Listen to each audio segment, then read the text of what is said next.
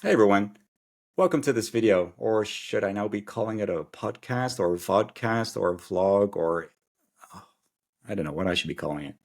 In any case, this is the inaugural something cast for MarTech Therapy. More about that brand name to be announced soon, so please keep an eye on your LinkedIn feeds.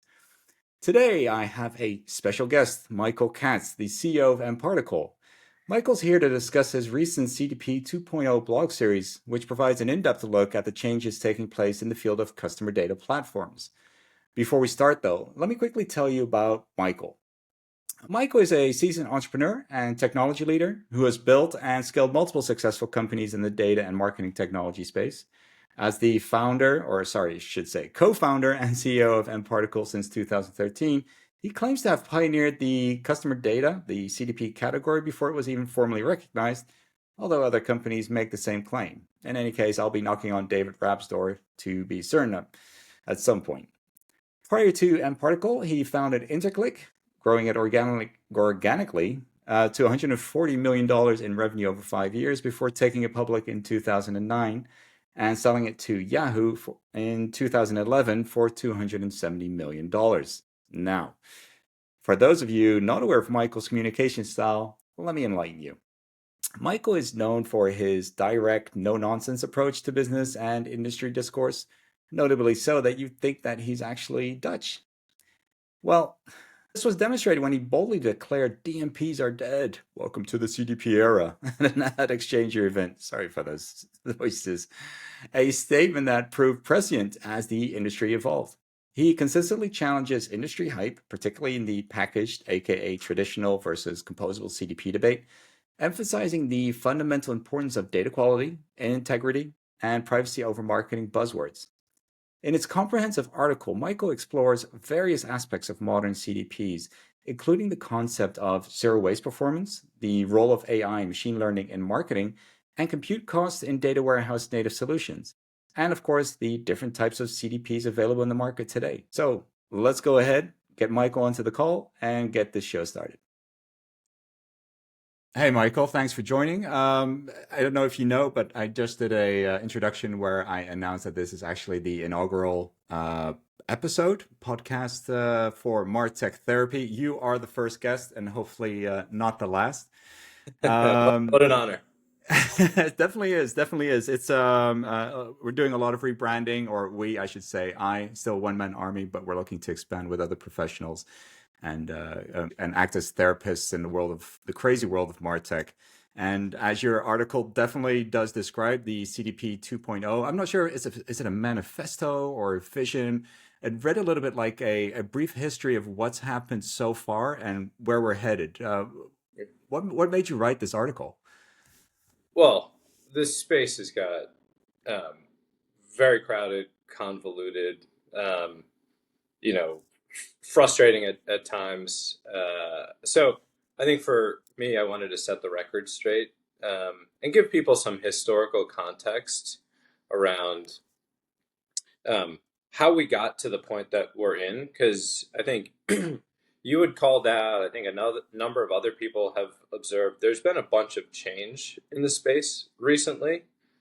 So part of it was to deconstruct, like, okay, why did the CDP thing become a thing in the first place?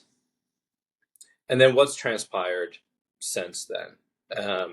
And so taking everybody through the journey from the rise of the cloud, creating a whole bunch of new consumer platforms and say marketing tech and ad tech tools to help drive growth on those consumer platforms. Um, and in the process, having a lot of disjointed views of the customer, lots of incomplete customer profiles. And so CDP 1.0 was really about solving the integration challenges. Integrate your data sources, integrate your customer profiles, and then make it easy to integrate all that data downstream to your marketing tech stack and ad tech stack, right?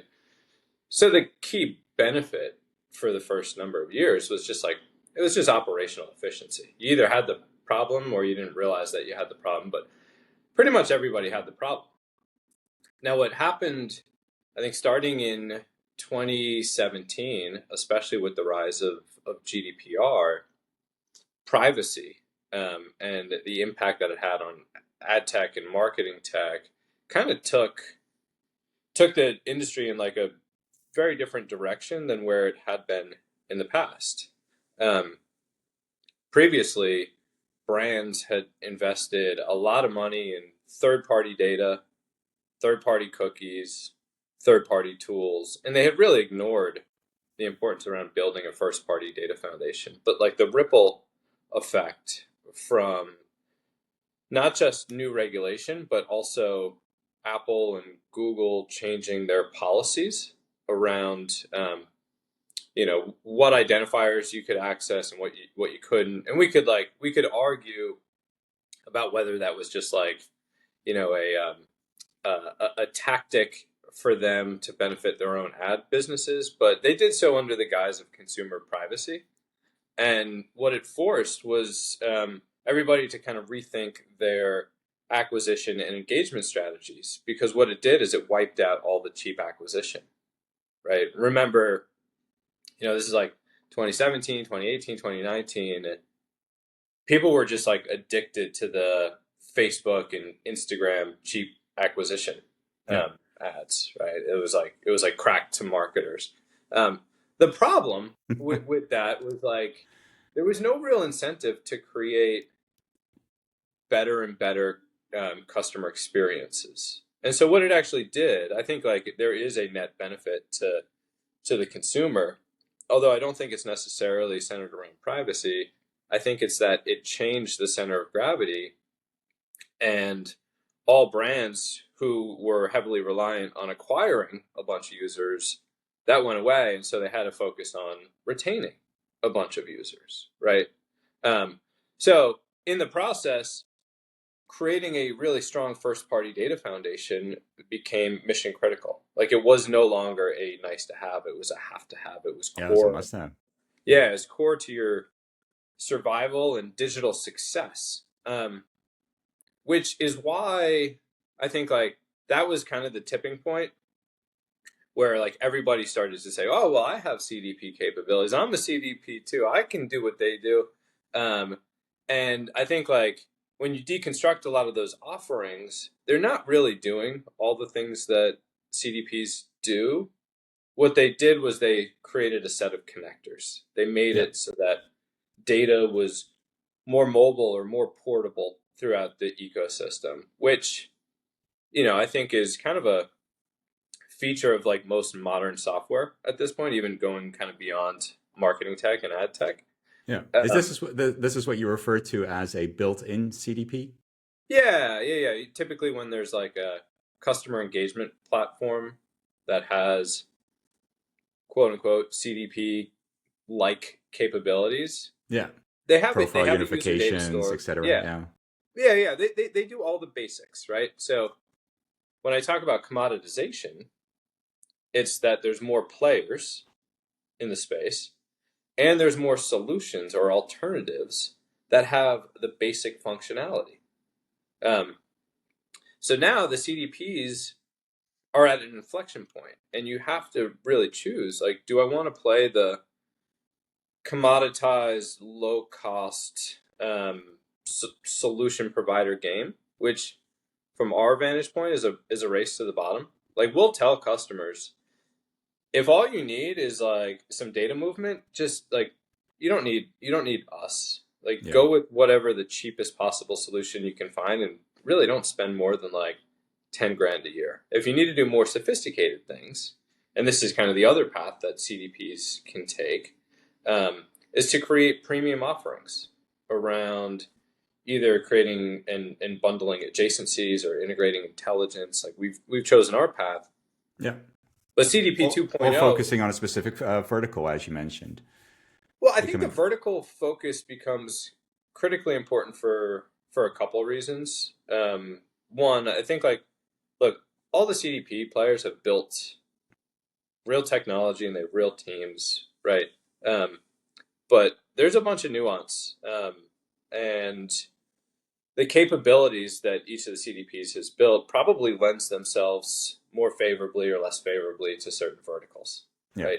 For us, it's like real time identity and activation, along with some of the kind of zero waste stuff that we've built, and the governance tools means that I think we're incredibly well positioned to help multi-channel consumer brands deliver targeted, relevant experiences across all screens and devices. Um, but if you're batch based, and if you're completely reliant on a number of batch processes, Mm-hmm. the multi-channel thing, you kind of miss that. That becomes a challenge. No, definitely. Huge challenge. Yeah, you have to move I at the speed of the customer. Yeah, and definitely, and look, I've always been a person, of course, in the beginning, I've been partnering with a few CDP vendors over the last few years, and I've absolutely shown my or favor to a few in the past, which has kind of been a mistake. But now that I've come to the realization that every customer has their unique needs, Yeah. their existing platforms, existing goals that they need to work towards. And I agree with you that even though some might not consider the latency issues with these batch solutions a problem, there are always going to be companies who will put it at their number one in terms of priorities when selecting a CDP. How So, how did how have you experienced that so far? um, yeah, to your point, it's all customer context dependent, right? Look, if you're a marketer and you're running, 5 to 10 audiences, really small numbers, your customer experience isn't all that dynamic. There's long purchase consideration cycles. Yeah, Go with the batch-based system. Go with, one of these compostable CDPs. yeah, slow decision processes. Yeah, Yeah, because that's like it's going to be better suited for their needs, and it's also going to be more cost effective. But as you start getting into more sophisticated use cases, whether you're running like multi-brand portfolios, you're running across multiple regions, or you're operating multiple across multiple platforms, and you want to engage across a variety of screens and devices, like yeah. that no longer is suitable. You need something that is a lot less latent, a lot more real time, right? A lot tighter governance controls, a lot less waste from a compute standpoint. And so Oh, it's yeah, really even just that. Yeah. like you got to align the key capabilities of the vendor with the key needs of the customer. That's And going quickly back to those built-in CDPs, as you wrote in your, first of all, what are we going to call it? A manifesto or just a blog series? Kind of. the Bible. We'll get some people chasing us down with the black books, call it blasphemy there. But again, it was very thorough, and especially towards the end. And I have to say, it was relatively unbiased, and of course, and this is just my perception. There was a little, I don't want to say animosity sounds like a harsh word, but I think in the end, you were proving the case for mParticle for the product, which is fully understandable, having it written on the mParticle website. And coming back to the whole built-in CDPs that you kind of labeled, a lot of these engagement platforms who are enhancing their product with CDP capabilities. I believe you referenced that if they've commoditized just the basics of a CDP, you call them, they'll be able to solve so-called small CDP problems. Yeah. But products like mParticle, the more specialized or the more traditional, the ones who are moving beyond that CDP 1.0 can solve the big CDP problems. Can you dive a little bit to what your thoughts are around what do you see as a big CDP problem? I've got a few, but I'd love to hear your thoughts on that. Um, sure. I think I'll start by just saying the big problems of yesterday are today's small problems, and that's Yeah, really what definitely. what was meant, right? Yeah, And so taking it back, the big problems of yesterday centered around all this fragmentation that was happening, right? Access was incredibly difficult, right? So difficult, expensive too. Yeah. So the problem that needed to be solved was operational efficiency, ultimately. By and large, those problems have been addressed in spades, right? Now, we could argue about some of the more idiosyncratic differences in the quality of integrations and things like that, but I don't believe that like the market really assigns too much value to that. So by and large, we'll just say like those problems have been addressed. The new opportunities create new challenges. I think last year it'd be tough to argue that like it didn't usher in like the era of AI, and running highly compute intensive machine learning workloads in certain environments is going to be really, really expensive. Yeah. The problem directly is that within the cloud data warehouse, the costs scale linearly and then exponentially as you run more queries, which coincides Reducing the with, latency. Yeah. yeah, with more audiences, and then um, as you increase the rate of refresh, and Yeah, you get, definitely. it's a multiplier effect. So the bigger problems of today are how do you create compute cost optimized solutions that don't erode all of the value that hopefully the marketing team is creating, because our research has shown if you use one of these compostable CDPs, like for every dollar of progress that the marketing team makes, you will you will be giving $20 to $50 back to the cloud data warehouse provider. And that's based on the research that mParticles done, or because Yeah, so we yeah, yeah. because that was definitely one of my questions. I mean, how does one, how do companies using these composable solutions um, track down these potential hidden costs? And I know I'm going to get a lot of flack on this because I think a lot of them will say there are no hidden costs. But Yeah, I right. from my experiences, from what I've seen so far, and the arguments that I've heard, I can definitely see that it will go beyond the basic license costs. If you're looking at these solutions purely from the solution from the CP standpoint, you'll be paying for that part, but behind the scenes, you still need to do a lot of with your data. So, how do you see it? What would be the best way for enterprises to kind of start thinking about these costs as we move into a period where AI and ML is definitely going to be more front and center. Hmm. We're going to be more dependent on this moving forward. Yeah, I mean, one of the things that we've been doing is making sure that the CFO is involved in the conversation, so that Yeah. the the data team, who rightfully so has their really strong opinions on the right type of data architecture, but they've been fleeced by a few of these compostable vendors, Yeah. to focus on, like, if you've ever looked at a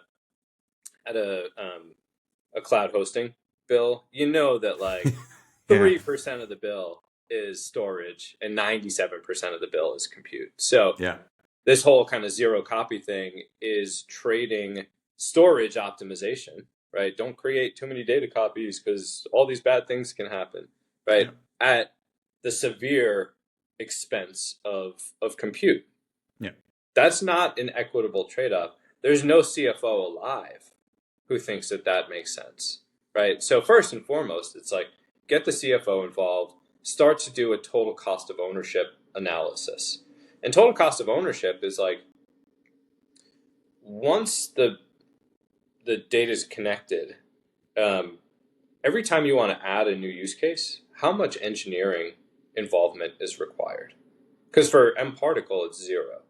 Yeah. But if you have to go into your data warehouse and create a new table and do a bunch of joins just to support the n+1 use case, and there's infinite use cases, you probably need somewhere between 3 and 5 staff and like data engineers on staff, right? So that's probably close to $1 million right there, depending on kind of what part of the world you're in. Yeah.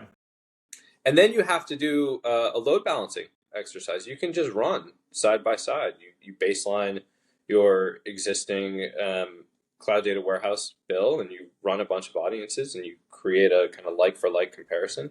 And we did this. Yeah, I was just And about to ask, have you done this in practice where you've matched a composable solution towards a solution like mParticle to kind of yeah, see what the effects are? All right. yeah, we have, and we're going to be publishing some pretty exciting research over the next few weeks. Um, yeah, it's astonishing, and I think like our findings in that 20x to 50x Yeah, more expensive figure. I'll put the graph up for the viewers. Great. It doesn't even account for like the entire set of tools. It doesn't account for like the ETL No, tool. It doesn't account for the reverse ETL tool. It really just looks at the cost, the increased compute costs as a result of the architecture imposed by the compostable guys. yeah. And like let's call a spade a spade. And just the as I mentioned when we were talking before the show started, I think you have Dutch roots because you're pretty straightforward. I need to be straightforward here. Are Yeah. you calling it compostable on purpose, or I Yeah. mean, I believe it's compostable. All right, cool. We'll take that with a grain of salt then. And but I just wanted to test the waters there. All right. I appreciate the Dutch compliment. I'm transatlantic. I identify as American and Dutch, clearly. Yeah, in your attitude and your business doings, it's definitely Dutch. It's no beating around the bush. Yeah, I mean, because look, at the end of the day, when you waste a ton of compute cycles, who benefits? The Yeah. cloud data warehouse provider. Who loses? The customer. Flat out, like No, full stop. and I think the impact. I mean, another topic that I want to discuss in a bit here is agentic AI. Everything is going to be covered in a layer of AI. So I can only imagine what that's going to do with those hidden costs, or at least with those compute costs. It's not going to come for free. And I'm interested to learn how the market will develop. I mean, will the composable CDP vendors, the data warehouse native vendors, how are they going to communicate this? It's just They a aren't. hypothetical question. Well, they aren't now, but I wonder how is this going to change their approach? And it brings me to a quote from Dylan Fly, if I pronounce his name correctly. He's a senior SVP, so that must be senior vice president, sales over at Simon. He wrote something interesting, which I think you can agree with. He writes, and I quote, "The composable trend has significantly changed the CDP category over the past several years. It's Mhm. created much more cost and resource efficient marketing data operations." I'm not done here yet. So Yeah, yeah, it has also shifted ownership of the CDP toward the IT or data persona and pulled the CDP further from the stakeholders and business outcomes it was intended to impact. yeah, And I find that quote amazing because I guess everywhere you go, the question that always brings out a six pack of beer on the table is who owns the CDP?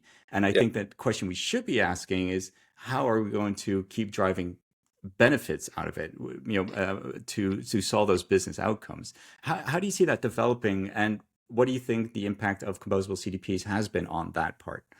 Um, well, I think the legacy that composable CDPs will leave on the industry is the increased focus on the importance of being truly composable. Yeah. Now, not the kind of co-opted BS product marketing that they No. use, but But composable from sorry to interrupt, but composable from, can we compare that to the Mac Alliance? Everything yeah, that falls under Mac Alliance as what's being determined as composable? yeah. Look, the concept of composability within technology markets Yeah. existed long before a couple of mouthy startups from San Francisco decided to bastardize the term. Yeah. Composability is about Not my words, not my words. yeah, mine attribute it to me and me only. The the the thing about composability is like modularity and Yeah. configurability and flexible pricing, right? All of that stuff is really good.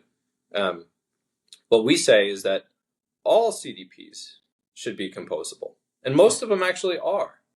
Very few are selling this like big monolith and forcing you to buy stuff that you're never going to use, right? So Yeah. like that's really good.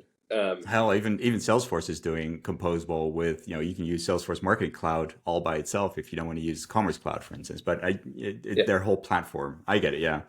Salesforce will sell whatever they think needs to be I sold. don't have enough alcohol in the house to start that discussion. Yeah, yeah, yeah. Sorry, we got sidetracked. What Yeah. was the original question? No, the question around the kind of the ownership of a CDP, how Oh Composable yeah, has shifted it more towards the engineering department, while others seem to focus on the impact for the marketeers, yeah, while the business outcomes have been left out in the cold.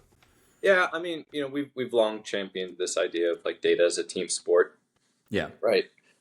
And the point is, you do need both sides to come together. Both sides being data producers and data consumers. Now, rewind the clock 10 years ago, the data producers were the web and mobile developers. Now it's yeah, the kind of core data and IT team.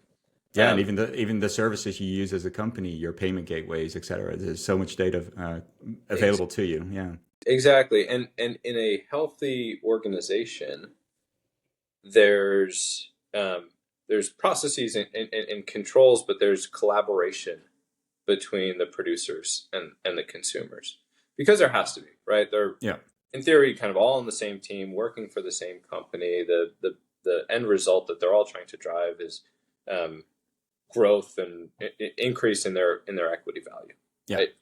Um, Definitely, this should be.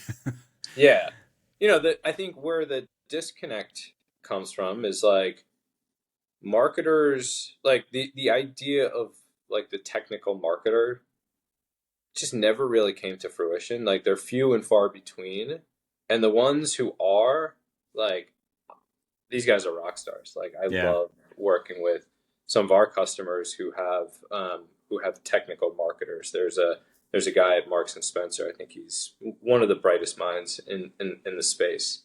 Um, and on the flip side, you have data teams who think that they understand the nuances of marketing and how data needs to be treated to drive marketing and engagement because they've spun up a bunch of like BI and reporting dashboards. Yeah. Data for analytics, even if it's the same data set, needs to be treated quite differently for marketing purposes. And I don't think that there's a strong appreciation on either side for the kind of nuance and complexity that that respective side has to deal with in order to do their jobs effectively. And so what you've seen happen in the space, it's not necessarily data led buying decisions versus marketer led buying decisions. Hmm. It's really about um, influence and collaboration. In certain organizations, the data teams are like they're highly influential to a point of interfering, and there's very little Yeah. collaboration. And in other organizations, there's a lot of collaboration, and they have influence, but because there's also collaboration, it works, and they make Yeah. pragmatic, rational decisions. Yeah. No, absolutely. You're right. I posted it on it. I think it was last week. I rounded off a contract with an American car listing company. And I was trying to avoid brand names and et cetera in this whole recording. So I won't name them, but what I found interesting about them is from day one they had it right, and you know that the project was going to be their success.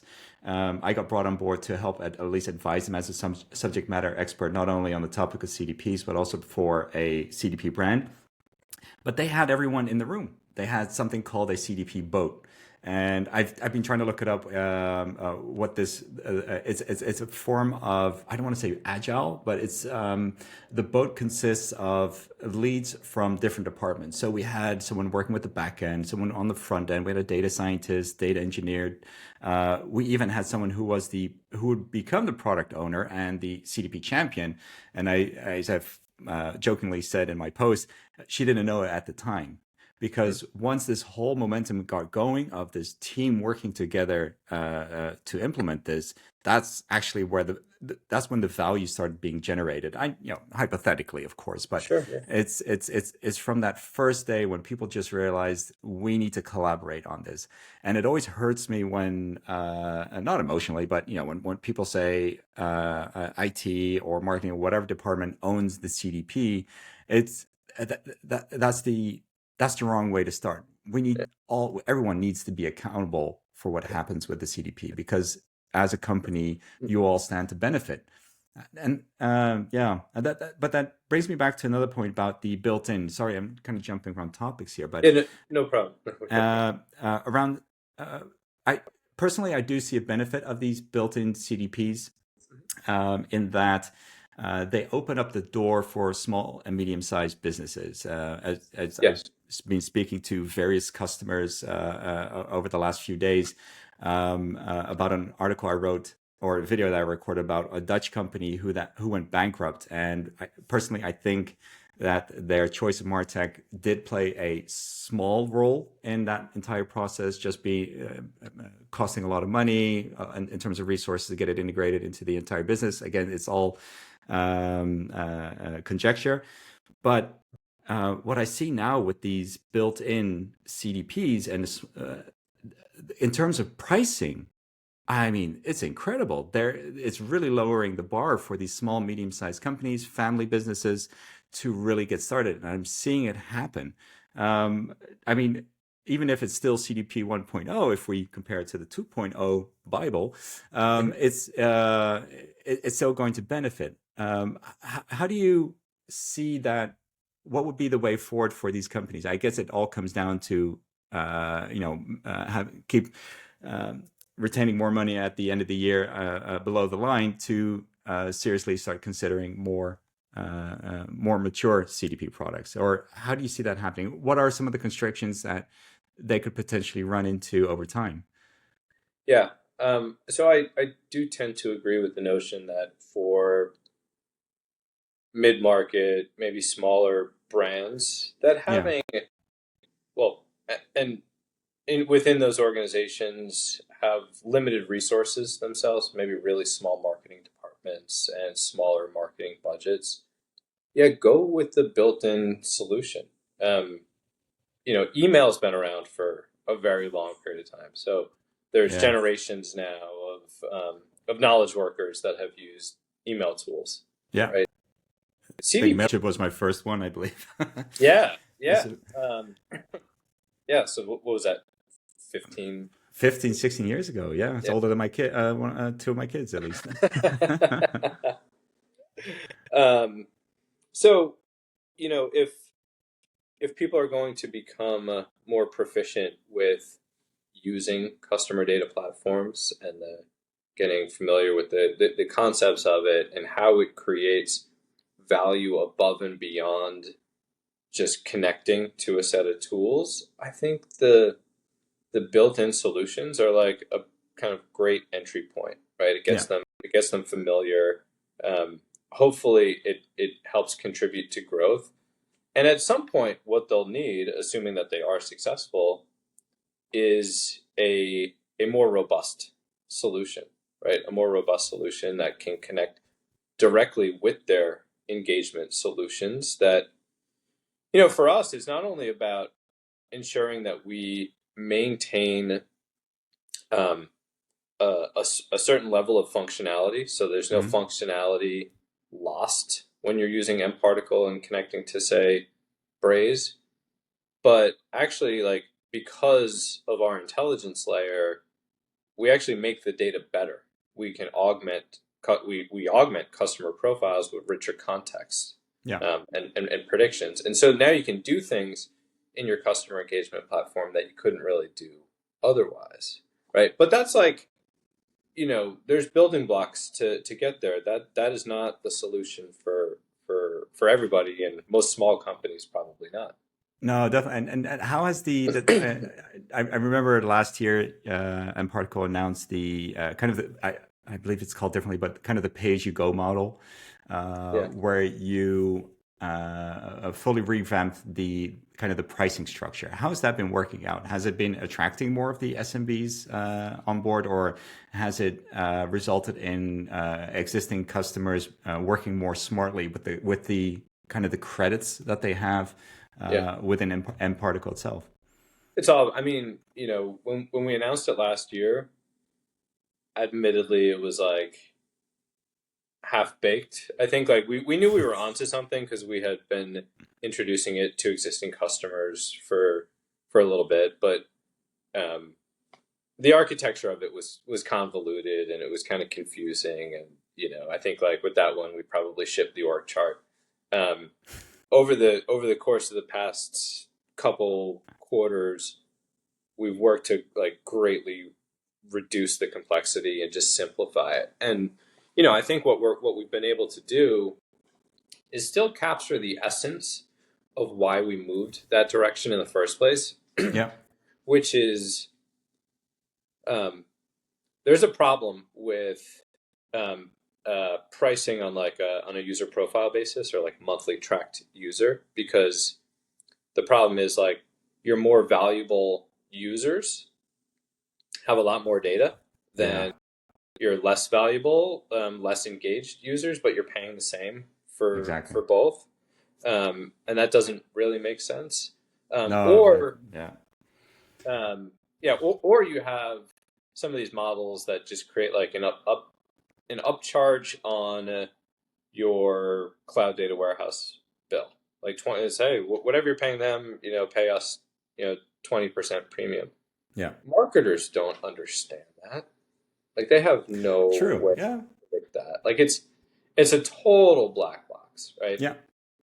And so we felt like first and foremost, the best measure of value was moving towards an events basis, because that way, if there are users with lots of events, meaning they are more valuable, um, because we're charging on an event basis, like that user is going to be more expensive than the person who maybe comes to the website and drops off Yeah. right away. Right. So it's all kind of, it was about creating alignment between cost and value first and foremost. And then the second part of it was to instantiate this credits model, because the other problem with CDP pricing is you kind of have to opt into the core thing, and then there's all these modules. And guess what? 100% of the time, customers are going to be wrong, whether it's slightly to very wrong, about their desired configuration. They make a set Yes. of assumptions, and then when those assumptions turn out to be like slightly to very off, they get penalized. They have to buy more of one module, or they get hit with caps and they can't use enough of part of the system. Yeah. We heard that for years and years and years. Still So hearing it. yeah. So like there's this asymmetry that benefits the vendor at the expense of the customer. For Yeah. us, we recognize, you're probably not going to get it right 100% up front. And so you shouldn't be penalized. If you need to swap out credits for other parts of the platform, you don't have to pre-commit to using those things, but you're not penalized if you do. And so you create kind of a win-win. Yeah.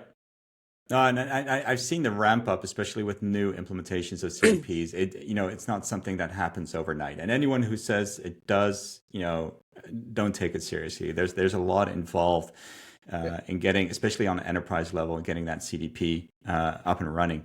And there's a lot of things that that users have to pay for from day one, but they won't be able to use for at least 4 or 5 months in some real worst case scenarios.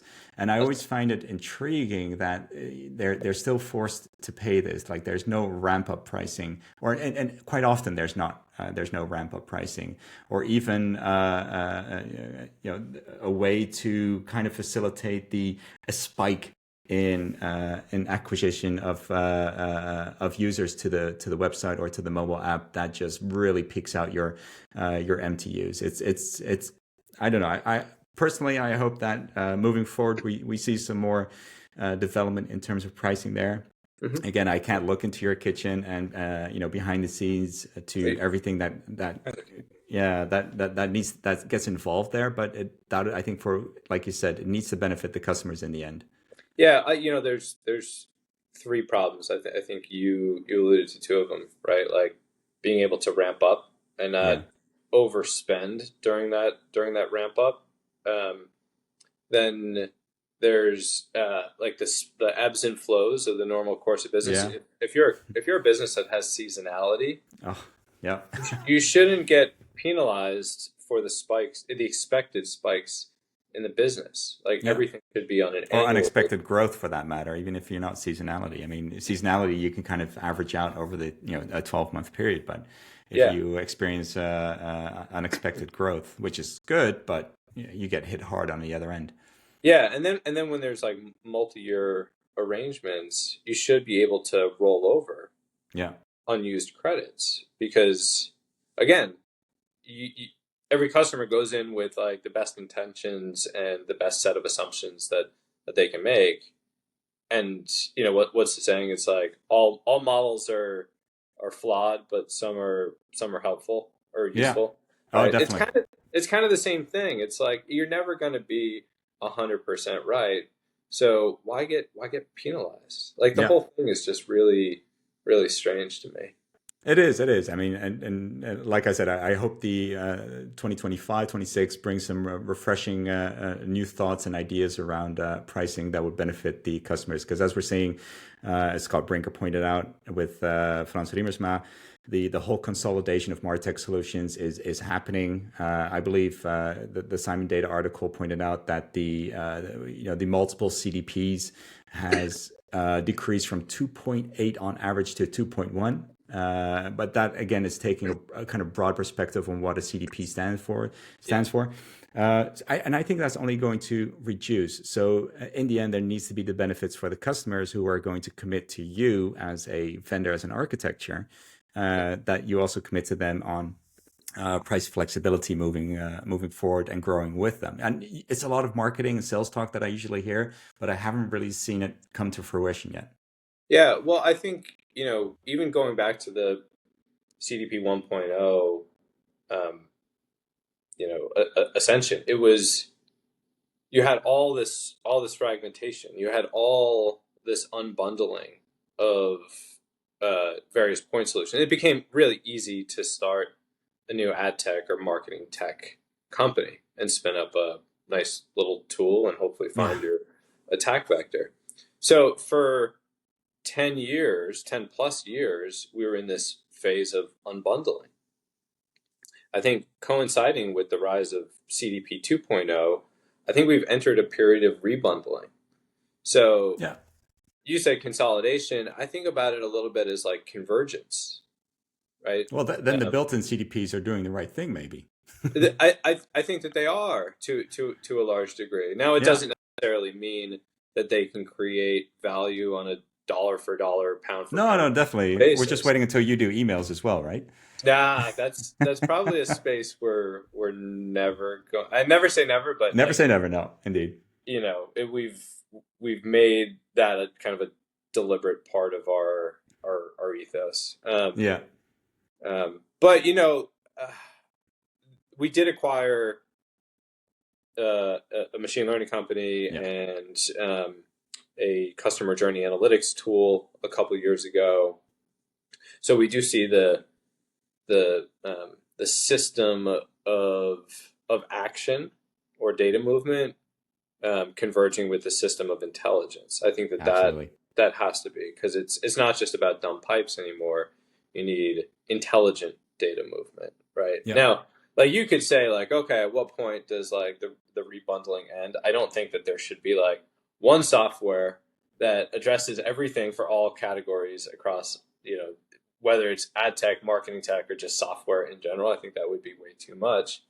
The adjacencies have to be accretive in terms of creating incremental customer value. Yeah. So we're going to kind of see those lines continue to blend, and I think what we're going to start to see more and more are suites, right? Like I think Lytics announced what they call it, like the X CDP, the Oh, experience. yeah. The experience CDP. That's right. So that I think it comes down to kind of a content layer where they can actually push or have the user profile some extra elements in the data layer that the CMS, I believe WordPress and Drupal can latch onto yeah. Yeah, and like admittedly, that's a very different approach than we're taking, but Yeah. I commend them for placing the bet and saying, we have to Oh, move absolutely. Yeah. beyond, you No, know, and it's a connect true pain point from what I've seen is like when totally. companies do deploy CDP, setting up those pipelines, the sources and the endpoints, that's fine. Unifying the data works great, Hmm. everything. But then they talk about, hey, all right, but how do we get personalization on the website done? How do we get content personalized for the individual user? Sure. And that always, from my experiences, and I'd love to hear from other people who found a way to do this, but on an easy way. But it always seems the biggest challenge we face is how do we leverage the user profiles for content? And of course, the landing page, the hero image, that I don't want to say I can do that with two, as the Dutch say, with two fingers in my nose. But that's not the challenging part anymore. How do we go about serving content smartly? That's right. Yeah, yeah. No, I think I'm not making any kind of prognostications No, whether no, no, no, no. that'll be a But runaway I do. success. I No, but like it. I like it's. it because I think this. it is going to be a trend to get these integration with CMSs. But I don't want to be the first one to call it. I think Lytics, all credits to them that they've seen this, and I'm definitely going to be watching how that rolls out because there's also another CDP, or well, actually they're calling them a built-in now, who has an integration with Adobe Experience Platform. So it's slowly coming. But it's going to be interesting to see how well that's going to evolve. But on that topic, you also mentioned something about a cloud data warehouse overlay architecture that's going to address data governance and compute optimization. Looking at the time we have left, is that a interesting topic to kind of wind down about? It's not something we grab a We, whiskey here and yeah. kick back because it's a heavy topic, I think. It's also 9:47 in the morning in New York, so Oh no yeah. no whiskey yet. I know you guys are a few hours ahead of us, Yeah, but exactly. Yeah, six. Yeah, but yeah, it's that's that caught my attention because you mentioned that a lot of parties are actually more or less overlays on top of the cloud data warehouse, which is true. I mean, it's just a fact. yep. But that mParticle's planning something similar. Is that something you can kind of do a sneak preview on, or kind of tease us a little bit more about what you have in store? Uh, yeah, I would just say like wait and see, in the coming quarters where we're heading there. I'm pretty excited, but I think that there's a much better way of doing things, right? Like the warehouse native thing became it like composable became conflated with like a number of things, right? It was like warehouse native and zero copy and time to first query, which they tricked people into thinking that was like the same as time to value, Hmm. right? A couple more things, but regardless, like if we just hone in on like the zero copy thing, zero copy is only a marketing scheme to reallocate compute costs, unoptimized compute costs, back into the cloud data warehouse, right? And the reason that they're unoptimized is because every time you need to do an audience refresh, you need to scan all the data again. Yeah. You shouldn't have to scan all the data again. And this is where zero copy, in its kind of most literal interpretation, makes absolutely no sense. It's unproductive because you can create a cache, a Yeah. temporary cache of the data, and instantiate an architecture that allows costs to scale sublinearly Yeah. rather Exactly. than exponentially.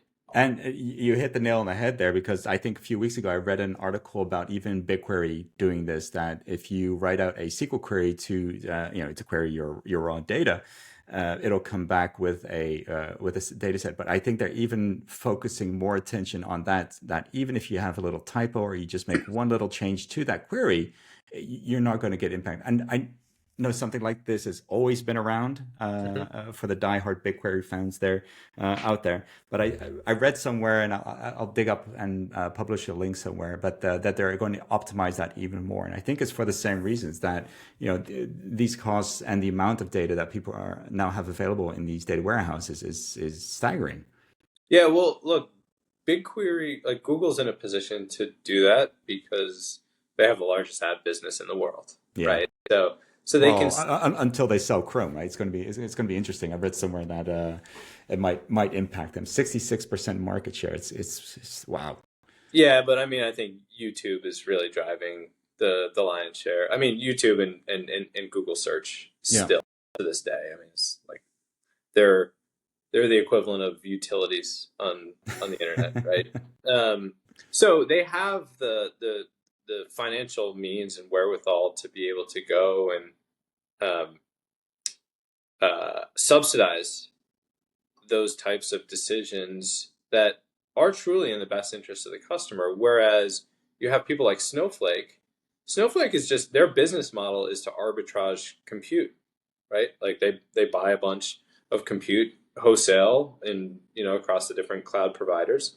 They mark it up and they resell it. Yeah. So the more compute that they can run, the more that they make. It's not in their vested interest. Like, right? It's like, and this isn't even like conspiracy theory nonsense. It's just like No, no, I follow mean, the money one hop. It is not in their vested interest to create optimized, have an optimized query engine. It's just not. and that their recent announcement of the partnership with Anthropic is going to drive it through the roof. Totally, totally. Yeah. I mean, it's it's it's impressive, but it's impressive in the way that like this the Stackler family pushed a whole bunch of opioids on a bunch of Americans and made billions of dollars. Like it's evil. Yeah. No, definitely. Hey, to end it all off with, first, thank you very much for your time. It's 8 minutes to the top of the hour, as Yeah. the radio DJs used to say when I was listening to U.S. radio, living in Dallas many years ago. Nice. Just kind of, you don't need to commit. What is your biggest prediction? Maybe not for mParticle or CDP specific, but for MarTech at least. What is your biggest prediction for 2025? You're not allowed to use AI or agentic Oh, sure. AI. Gladly. I think it's that the CFO continues to be kind of front and center in between the marketing team and the data team, because that's really how you create the right type of balance. Marketer has their views, not saying all marketer views are right. Ah, yeah. Data team has their views, not all their views are right. The CFO has to be inserted into the conversation. I Yeah. think that started to happen a couple of years ago when you had like the economic downturn and you had all this scrutiny placed on software spend. But I think that this is it created a more kind of healthy dynamic, but it wasn't necessarily like a formal thing.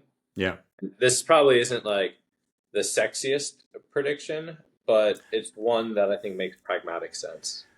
Well, if I think about personally, I mean, if I look at myself as a consultant, I need to position myself between marketing and engineering, but my bills are usually paid by one or the other. And Yeah.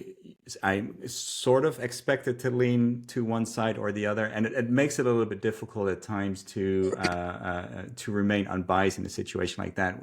And with your prediction around the CFO taking a part in that, personally, I would like to see kind of solutions like CDP be managed from a kind of a neutral team within the entire organization, since it's we're Mhm. talking uh, uh, what do I keep using? Multidisciplinary, cross-departmental, lovely buzzwords. Um, uh, but they shouldn't be tied in terms of responsibility and accountability to just either marketing or engineering or a business unit. It needs to be a broad solution. So I like your thought about that whole CFO part, and I see him as a neutral party in the entire situation, looking at business outcomes. So that that's a great yeah. I'm gonna be hoping for it. I'm gonna do a search for CFOs for to connect with now on LinkedIn and say, Yeah. hey, listen to what this guy Michael Katz just has proposed as a thought for 2025. Yeah, And look, I also do think in 2025, what we are going to see is like a bunch of marketing tech companies and more specifically CDPs who raised a lot of money yeah, in or around like the 2021 ZERP boom. Um, they're kind of coming to towards the end of their runway. And I think that that will further perpetuate a lot of this, like, call it convergence or consolidation. yeah, yeah. I see that happening too. I mean, at some point, the differentiation is going to be difficult to argue in sales pitches, Mhm. and yeah, no, definitely. Wow, that's 55 minutes. I again really appreciate the time. It's always good talking about CDPs and going a little bit more in depth than usual. And Absolutely. thanks a lot for your time. This is great. Thank you.